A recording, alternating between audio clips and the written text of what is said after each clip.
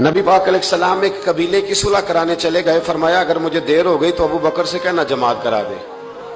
اس ابو بکر کو نبی پاک مصلی پہ کھڑا کرے، وہ واقعی ساری امت کے امام ہے، جنہیں حضور مصلی دے. ابو بکر سے کہنا جماعت کرا دے. حضرت صدیق ایک پر کھڑے ہو گئے تو نبی پاک بھی آ گئے. جماعت کھڑی ہوئی تھی کہ حضور بھی پہنچ گئے. شارحین کہتے ہیں 3، 5 یا 7 صفیں تھی صحابہ کی. حضور جس صف میں جاتے صحابہ جگہ چھوڑ دیتے. یہ بخاری مسلم ہے.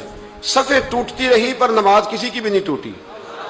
اور حضور پہلی صف کے پیچھے جا کے کھڑے ہوئے تو حضرت ابو بکر صدیق نے ایک قدم پیچھے اٹھایا. حضور نے اشارہ کیا چل پڑھا نماز پڑھا کہ میں تحمل ویکھاں. مینو کعبہ بھول گیا آئی، بھول گئے نہیں سب سوم سلاتا، ایک کو یار دا فکر پہ آئی. 2-3 دفعہ حضور نے اشارہ کیا پر جناب صدیق ایک بار پیچھے ہٹ گئے. حضور مصلی پہ چڑھے نماز پڑھائی تو نماز کے بعد فرمایا جب میں نے جو کہا تھا.